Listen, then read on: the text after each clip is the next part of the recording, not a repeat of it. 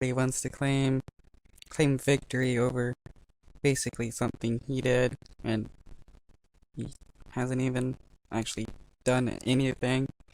If I remember correctly from what I read or heard, uh, Russia was mainly the one who got the ceasefire between the Kurds and Turkey, not not not Trump. President Trump trying to counteract the damaging testimony from veteran Ambassador William Taylor, what seems to be a quid pro quo on Ukraine, appearing today with the Vice President and Secretary of State at his side, flanking him, claiming victory in Syria, calling the Turkey-Syria border a success.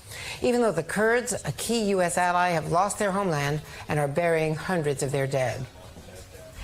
Turkey informed my administration that they would be stopping combat and their offensive in Syria and making the ceasefire permanent, and it will indeed be permanent. However, you would also define the word permanent in that part of the world as somewhat questionable. I've therefore... Okay, so he's saying he's gotten a permanent ceasefire, but then in the same breath says that the word permanent is questionable in that area. So does that mean he didn't get a permanent ceasefire going? Instructed the Secretary of the Treasury to lift all sanctions imposed. We're willing to take blame, and we're also willing to take credit.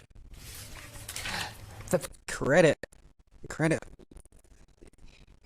I mean, he's technically not willing to take blame because he's probably going to try to say it wasn't his fault for pulling out the troops and causing the whole fiasco to go on, but he definitely will take credit, like he's trying to now.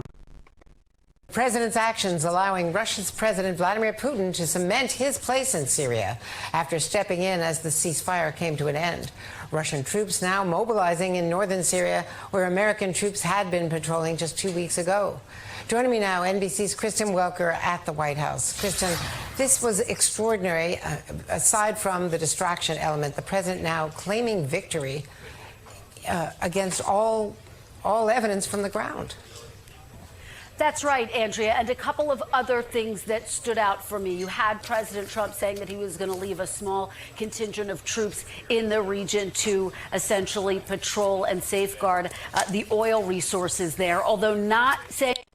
Whoa, he wants to patrol the oil resources, so like you know, normal when presidents talk about U.S. interest and stuff, it usually depends on usually means various areas where they can either get oil, some kind of resource, or a certain person, which are usually pro American people or pro capitalist America that they want to protect.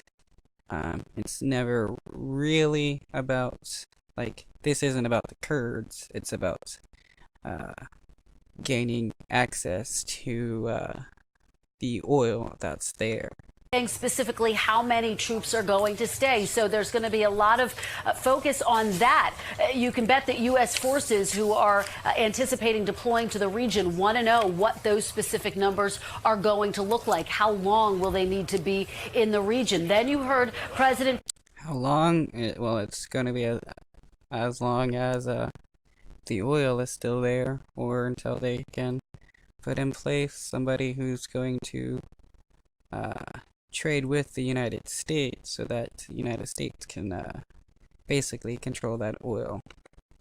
Trump downplay those ISIS fighters who have escaped from detention facilities, effectively saying that it wasn't a large number and that they've largely been captured or secured. And now it's up to those in the region to basically try to make sure that the ISIS fighters don't resurge. Well, that runs counter to what his own top envoy to Syria testified earlier today, Andrea, saying that the number is actually above 100, saying that he's skeptical of this agreement that has been worked out between Russia and Turkey. Turkey to police the area. And then Andrea essentially saying we are ready to lift sanctions because the president making the case that the ceasefire has held.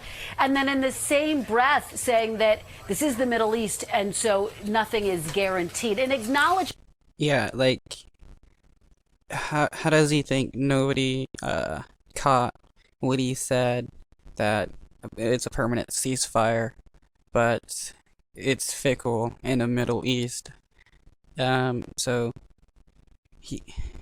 does Trump really even know what he's saying when he talks? Andrea, that this region is so volatile. And so the president's critics, Republicans and Democrats alike, will undoubtedly really seize on that point. Is it too soon to lift sanctions without a guarantee that this ceasefire is in fact going to hold for a period of time, Andrea?